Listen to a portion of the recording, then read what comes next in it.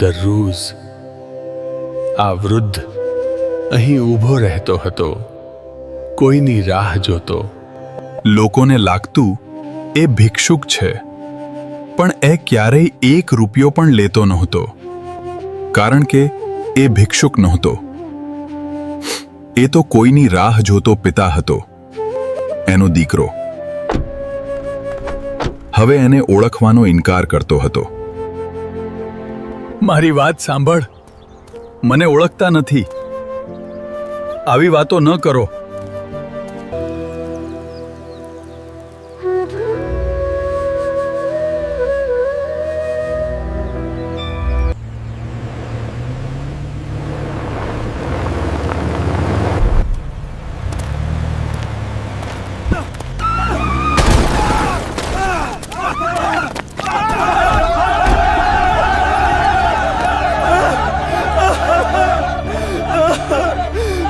દરરોજ આવી જબરદસ્ત વાર્તા માટે હમણાં જ સબસ્ક્રાઇબ કરો અને બેલ આઇકોન દબાવવાનું ન ભૂલતા. રોજ તારી રાહ જોતો હતો દીકરા. મને માફ કરજો બાપા. હું ખોટો હતો. જેણે જીવન આપ્યું એને તું ઓળખી ન શક્યો. હવે પસ્તાવો જ બચ્યો છે. આજથી હું પણ અહીં ઊભો રહીશ, મારી ભૂલ સાથે. મંદિરના મોટા દરવાજા પાસે, જ્યાં સવારે ઘંટનો અવાજ ગૂંજતો અને સાંજે આરતીનો પ્રકાશ ફેલાતો, ત્યાં એક વૃદ્ધ માણસ દરરોજ શાંતિથી ઊભો રહેતો. ફાટેલા કપડાં, જૂની ચપ્પલ, કાંધ પર એક નાનું થેલું અને આંખોમાં એવી રાહ જાણે વર્ષોથી કોઈને શોધી રહ્યો હોય. લોકો એને જોયા કરતા, કેટલાક સિક્કા આગળ ધપાવતા, કેટલાક દયા બતાવતા, કેટલાક તો વાંધો પણ લેતા. બાપુ, ભિક્ષા માગવી હોય તો સીધું કહો ને. મંદિરની બહાર ઊભા રહીને લોકોને પગારતા કેમ? આવો ઉંમરે કામધંધો નથી તો ઘર બેઠા ભજન કરો. પણ વૃદ્ધ કોઈને કંઈ કહેતું નહોતું. કોઈ સિક્કો લેતો નહોતો, કોઈની સામે હાથ ફેલાવતો નહોતો. એ ફક્ત એક જ વાત બોલતો: મારે કોઈની રાહ જોવી છે. લોકોને લાગતું દિમાગ ઠીક નથી, પણ સત્ય કંઈક એવું હતું કે સાંભળનારનું હૃદય હલાવી નાખે. આ વૃદ્ધનું નામ હતું હરિભાઈ. એક સમય એવો હતો જ્યારે હરિભાઈ ગરીબ નહોતા. ગામના એમનું નાનું ઘર હતું. પત્ની કમલાબેન હતી, એક જ દીકરો મહેશ. હરિભાઈએ આખી જિંદગી મજૂરી કરી. સૂર્ય ઉગે પહેલાં ખેતરમાં જતા, પથ્થર તોડતા, મકાનમાં સિમેન્ટ ઉઠાવતા.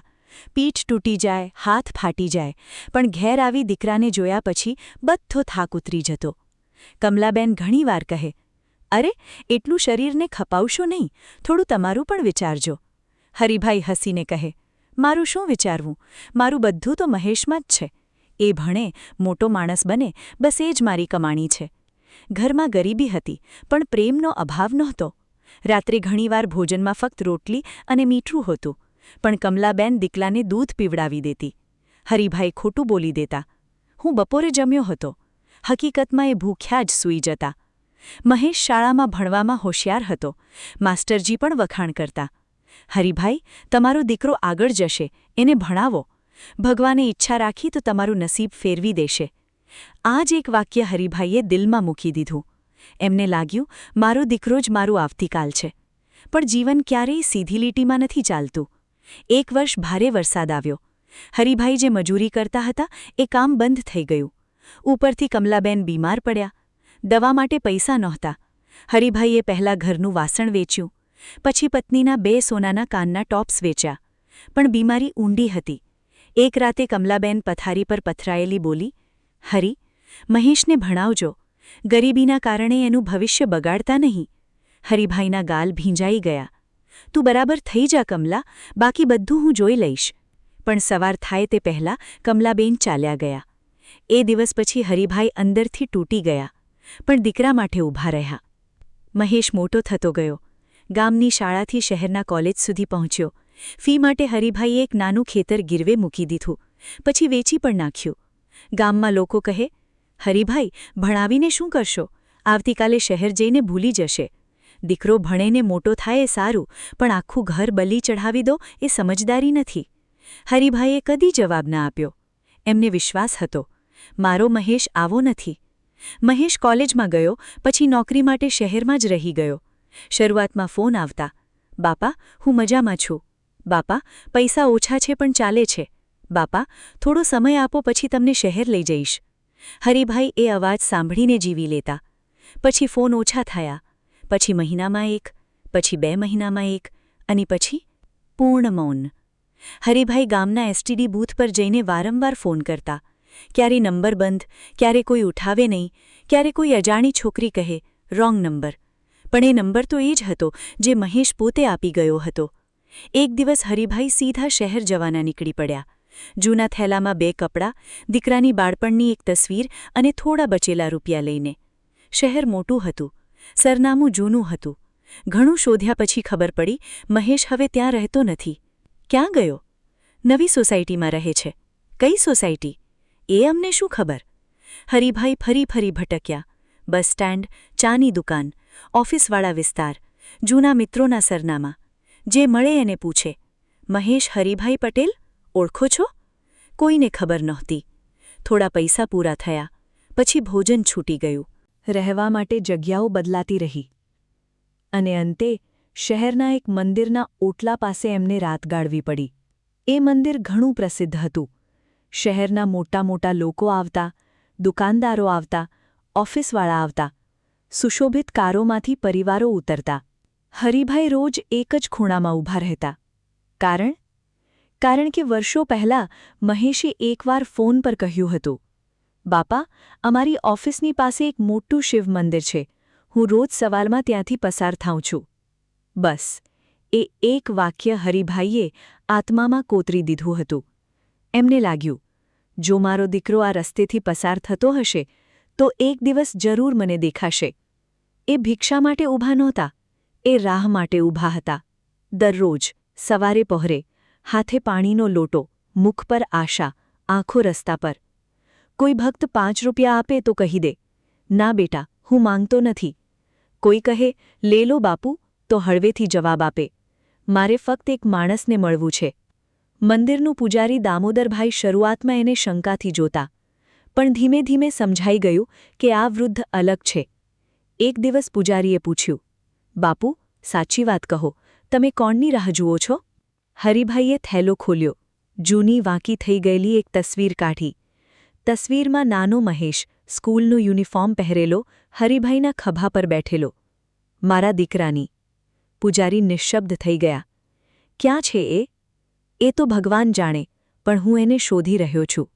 ફોન બંધ, સરનામું જૂનું. એ તમને શોધવા આવશે એવી આશા છે? હરિભાઈ થોડું હસ્યા. સબસ્ક્રાઇબ કરી લો, નહીતર આવી ઘણી હૃદયસ્પર્શી વાર્તાઓ ચૂકી જશો. એ હાસ્યમાં કેટલી પીડા હતી એ પૂજારી સમજી ગયા. બાપા, દીકરો આવે કે ન આવે, બાપ રાહ જોવાનું બંધ નથી કરતો. સમય પસાર થતો ગયો. હરિભાઈ મંદિરના બધાને ઓળખાતા થઈ ગયા. કોઈ પ્રસાદ આપતું, કોઈ ચા, કોઈ જૂનો શાલ. પણ હરિભાઈની નજર હંમેશા રસ્તા પર જ રહેતી. એક દિવસ સાંજે ભારે વરસાદ પડ્યો. લોકો દોડતા દોડતા મંદિરના છાજા નીચે આવી રહ્યા હતા. એમાં એક સજ્જન સ્ત્રી લગભગ 30-35 વર્ષની ભીની થઈને ઊભી રહી. એનું નામ હતું નિધિ. નિધિ દર ગુરુવારે મંદિર આવતી. તે દિવસે એની નજર હરિભાઈ પર અટકી. એમના ભીના કપડાં જોઈને એણે પોતાની કારમાંથી ટુવાલ કાઢીને આપી. બાપુ લેજો, ઠંડી લાગી જશે. હરિભાઈએ લીધું નહીં. બેટી તું રાખ, હું આદી છું. નિધિને અજબ લાગ્યું. આદમી ગરીબ છે, પણ નજરમાં ભિખારીપણું નથી. એણે પૂજારીને પૂછ્યું, અને દામોદરભાઈએ હરિભાઈની આખી વાત કહી.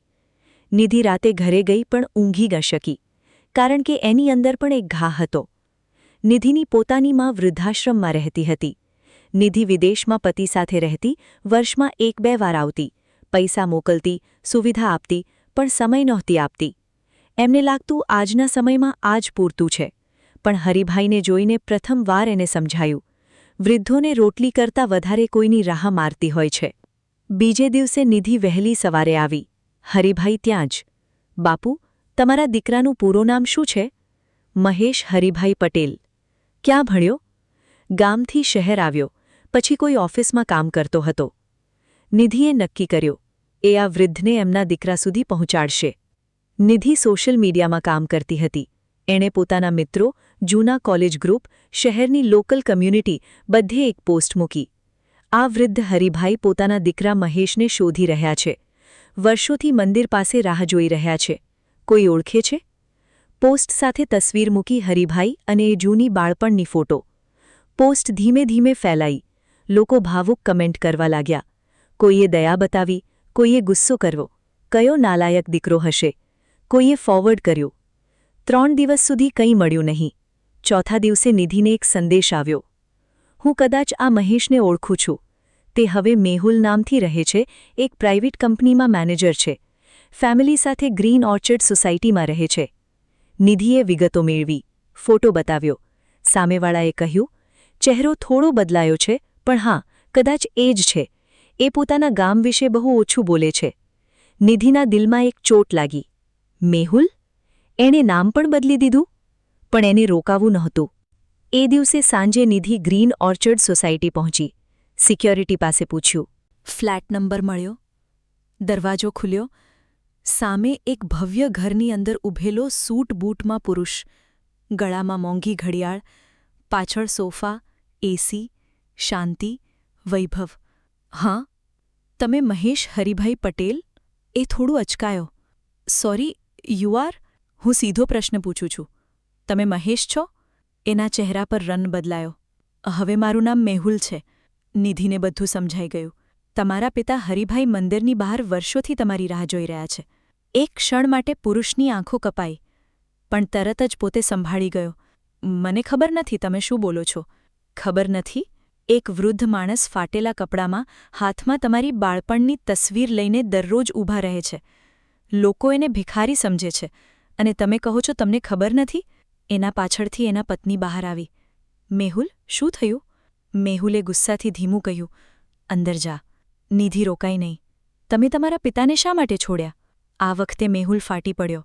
કારણ કે હું મારી જૂની જિંદગીમાં પાછો જવો નથી માંગતો. ઘણું સહન કર્યું છે મેં.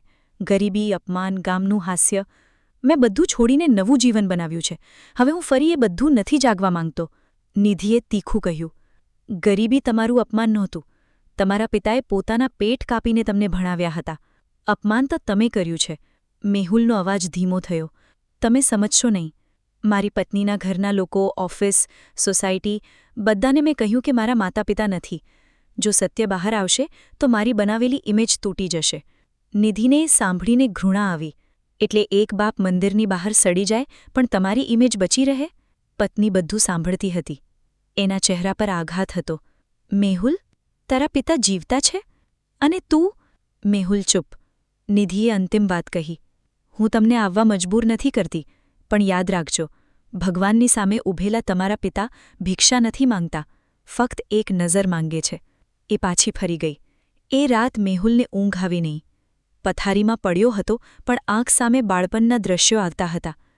પિતાનો ખભ્ભો, શાળામાં પ્રથમ નંબર આવતા ખરીદેલી સસ્તી પેન્સિલ, રાત્રે બાપા પોતે ભૂખ્યા રહી એને દૂધ આપતા, વરસાદમાં છત્રી વગર કામે જતા હરિભાઈ, માના મૃત્યુ પછી પહેલીવાર રડતા હરિભાઈ. પણ પછી બીજું દ્રશ્ય આવતું. શહેરમાં પહેલી નોકરી, લોકોનો દેખાવ, મજાક, ગામડાનો છે એનો સંકોચ, પછી એક જૂના સંબંધો કાપી નાખવાની એને પડેલી ટેવ.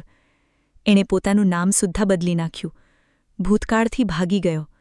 સવાર સુધી એ છત જોતો રહ્યો, પણ અંદરની લડાઈ બંધ નહોતી થઈ.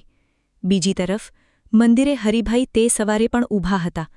આજે થોડો તાવ હતો, શરીર કાંપતું હતું. દામોદરભાઈએ કહ્યું, બાપુ, આજે આરામ કરો, અંદર બેસો. હરિભાઈએ માથું હલાવ્યું. ના, આજે મન કહે છે કે એ આવશે. દામોદરભાઈએ હૃદયમાં વિચાર્યું, કેટલી અજબ વાત છે, બાપનું મન કદી ખોટું નથી બોલતું. પણ એને ખબર નહોતી કે સત્ય આટલું નજીક છે. નિધિ પણ આવી પહોંચી. એણે દૂધ અને દવા આપી. હરિભાઈએ હળવે પૂછ્યું, બેટી, કંઈ ખબર પડી? નિધિ થોડું અટકી. એ સત્ય તરત કહેવા નહોતી માંગતી. એમનો નાજુક વિશ્વાસ તૂટે નહીં એ ભય હતો. થોડી ખબર પડી છે બાપુ, ભગવાન ઈચ્છે તો જલ્દી મળશે. હરિભાઈની આંખો ચમકી. મને ખબર હતી, મારો દીકરો ખરાબ હોઈ જ ન શકે. આ શબ્દો સાંભળીને નિધિનું ગળું ભરાઈ ગયું. એ જાણતી હતી દીકરો ખરાબ હતો કે નબળો એ વિચાર પછીનો છે, પણ આ વૃદ્ધના હૃદયમાં હજુ પણ દીકરા માટે એક ટીપું પણ ઝેર નહોતું. ત્યારે અચાનક મંદિર આગળ એક કાળી કાર આવીને અટકી. દામોદરભાઈએ નજર ઉચકાવી. નિધિએ પણ જોયું. કારનો દરવાજો ધીમે ખુલ્યો. બહાર ઉતર્યો મેહુલ. સફેદ શર્ટ, કાળા ચશ્મા, ચહેરા પર અસમંજસ, પગ જાણે ભારે થઈ ગયા હોય એમ. હરિભાઈએ પહેલાં ધ્યાન ન આપ્યું. એ તો રસ્તા પર આવતા દરેક માણસને જોતા હતા, પણ જ્યારે મેહુલ નજીક આવ્યો ત્યારે વૃદ્ધની આંખો એકદમ સ્થિર થઈ ગઈ. ચહેરા ઉપર વર્ષોની ધૂળ હોવા છતાં બાપ દીકરાને ઓળખવામાં ક્યારેય ભૂલ નથી બોલતો. હરિભાઈના હોઠ કંપ્યા. મહેશ. મેહુલની અંદર કંઈક તૂટી પડ્યું. આવાજ બહાર જ ન આવ્યો. હરિભાઈ ફરી બોલ્યા, મહેશ, તું છે ને? આ વખતે મેહુલ ઘૂંટણીએ બેસી ગયો. એના આંખમાંથી વર્ષોનો દબાયેલું પછતાવો વહેવા લાગ્યું. બાપા. એક જ શબ્દ, પણ એ શબ્દમાં કેટલા પાપ, કેટલું પછતાવો, કેટલું ખાલી પણ ભરાયેલું હતું. હરિભાઈએ કાંપતા હાથથી દીકરાનું માથું સ્પર્શ્યું. મને ખબર હતી તું આવશે. નિધિ, પૂજારી, આજુબાજુ ઊભેલા ભક્તો બધા નિશ્શબ્દ હતા, કારણ કે આ દૃશ્યમાં કોઈ ઉપદેશની જરૂર નહોતી. અહીં પ્રેમ પોતે બોલતો હતો. મેહુલ સતત રડતો રહ્યો. બાપા, મને માફ કરી દો. હું ડરી ગયો હતો. ગરીબીથી, લોકોની નજરથી, મારા ભૂતકાળથી. મેં બધું છુપાવી દીધું. હું બહુ મોટો પાપી છું. હરિભાઈએ ધીમેથી પૂછ્યું, તું ખુશ હતો? આ સવાલ સાંભળીને મેહુલ જમીન પર જ જોઈ રહ્યો. કેટલી સરળ વાત, કેટલો ઊંડો ઘા. ના બાપા, હું ક્યારેય ખુશ નહોતો. તો પછી? હું દેખાવમાં જીવી રહ્યો હતો.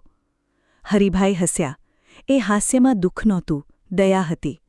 બેટા, ગરીબી શરમની નથી હોતી.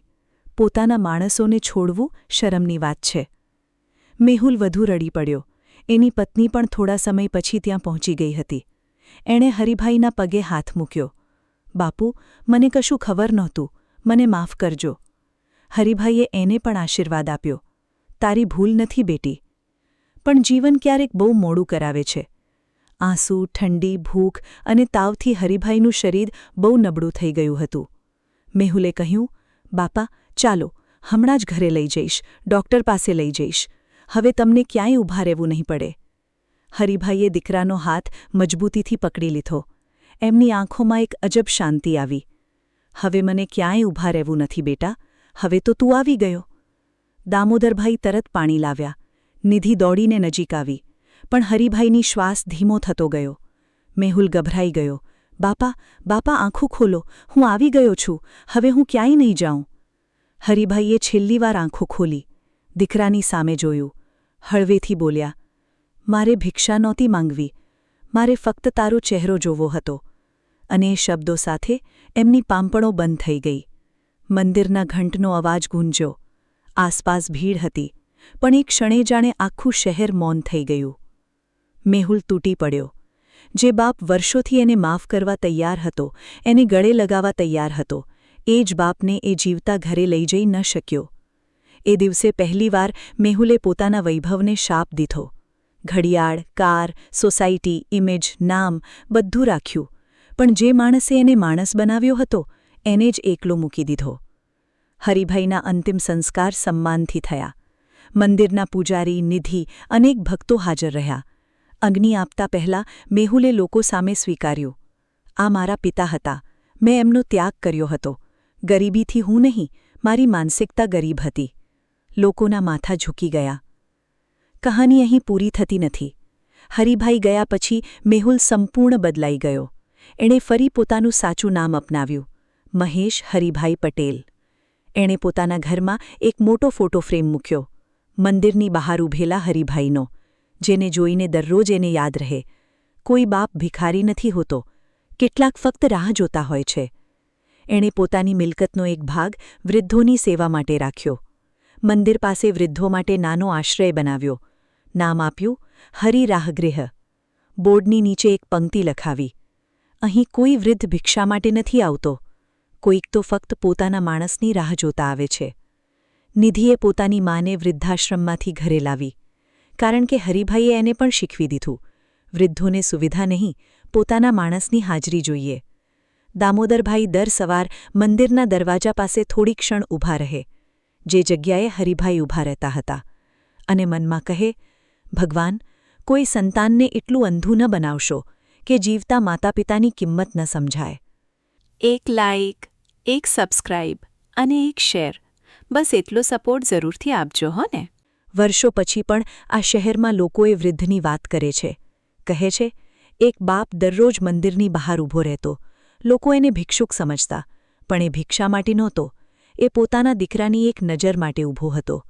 અને સાચું કહીએ તો દુનિયામાં સૌથી મોટી ગરીબી પૈસાની નથી.